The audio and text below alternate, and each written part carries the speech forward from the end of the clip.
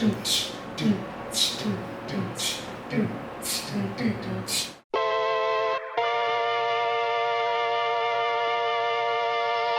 1997, Big John's like, hey, you want to fight in this thing called MMA? I'm like, what the fuck's that? All right, good work, coach. Good work, good work. We had no gloves, we had no rules. We were just straight in the garage, brawling. I knew about this guy, BJ Pan. We become really good friends. I ended up becoming his wrestling coach, wrestling partner. If we had a cage here in Guam, then, BJ moved his camper, so we ended up building this cage, and that was where the BJ Pan versus Matt Hughes camp started, was at my house. So that's how Spike basically came out. It was never an intention to have a gym. It was just, it all started by being BJ Pan's coach.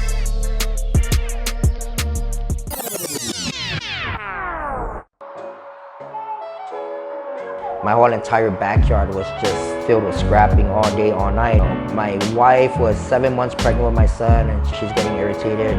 So I had a house and another property in Tumuning and put the cage there.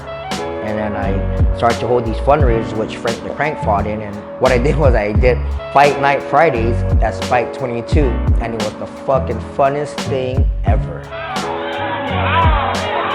It was entertaining fights, knockout fights, scraps, blood left to right. Everyone had a good time, and I built friendship through fighting. I made my funds through fighting, and Frank the Crank fought on our show, and Cookie kind of liked it, and he wanted to bring his thing out there. So I thought I was bad, like what the fucking Archbishop said I was bad. He was the guy that was touching little kids. I was bad because I was building a cage, making humans fight. Well, Cookie's fucking worse. At least my cage had rubber coating, and it was nice. We had banners, we had nice cameras, nice bar. Cookie was just straight up galvanized. There was nothing on it. The screws facing inside, like that's super dangerous. So that was one cage I wish I fought in, because it was just so fucked up. That cage was so, it was the worst cage ever.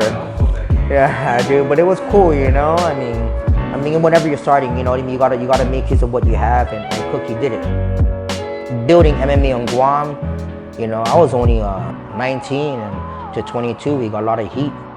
Look what it is now. It's a great sport. It's giving life and fruit to the young fighters now. They can make a living off doing this if they do it right and if they're successful in doing it. So I'm glad I stuck with it.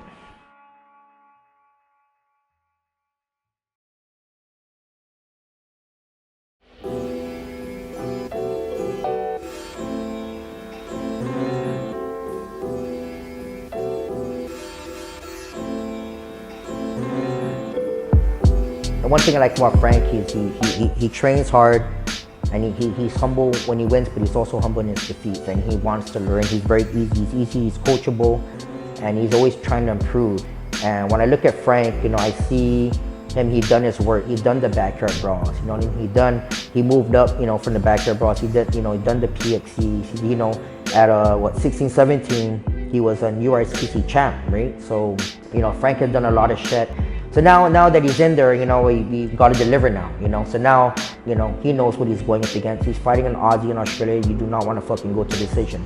And the guy is going to want to not lose in front of his hometown. So either way, we have a great fight, ahead of him. I'm confident in his abilities and his skills that he's going to, overcome this. And I'm sure 100% that he can win. It's, from now to then, a lot of things could happen. So we just gotta stay humble and train hard and stick to your game plan and be dedicated and be persistent in the game plan. The bell rings, it's ding ding, and we got 15 minutes to finish this guy, and hopefully we can get out of there in the first round. If not, we got another fight, another 10 more minutes, and I'm sure Frank's smart enough to figure everything out. So we just got to finish this guy and move on to the next, and one fight at a time. And now that we're in the UFC, now that he's in the UFC, the goal is to get the belt now. Now, how do we get there? It's got to be one guy at a time, and got to beat them with unanimous fashion. And I believe that Frank has the ability to do that. So we just gotta stay smooth.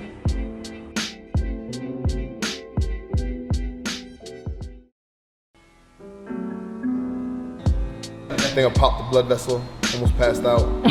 I swear to God I was gonna choke Crank today. I had my chin in, it was squeezing. Dude, it was so tight. I was like, fuck this, man. Okay, just stay calm. Okay, go to wrestling, move my hips. Okay. My arms blew up, and I was like, nothing left. Yo, you're in shape. Cause that was a good blood choke. That was a good blood choke. If you wouldn't have oxygen carrying your blood, you'd have tapped. Yeah. It was cut. Yeah. You weren't even making noise. No, I couldn't. I was trying to breathe. Nothing. How's Frank looking? He's working hard. He has a lot of pain in his face, so you know that he's putting in the work. We're putting in the work now. This is where the fight is won, is in the training. But yeah, Crank looks good, man. I'm really excited to see him break this kid. I'm not talking about break him as a fighter, break him how people say break his face or make him bleed. Like I'm talking about break this kid mentally and emotionally, because the kid can't go as hard as Crank can go. So Ensign wanted me to be his wrestling coach. I said, sure, not a problem. And he ends up calling me saying, hey man, I'm fighting the man. I'm like, who's the man? He goes, Randy Couture. And I was like, oh shit. And that's the time Randy just beat a Vitor Belfort. So he goes, hey, can you help me out? And I'm like, yeah, sure, no problem. So when? He goes, tomorrow. I'm like, whoa, Prim, like, you know, so you gotta like, let me fucking clean my house. I gotta tell my dad I'm gonna go. I can't just leave. So cleaned up my house. 3 days later, I'm in Japan. And I asked him one day, I said, yo, Ants, I was like, we got like 4 more weeks left.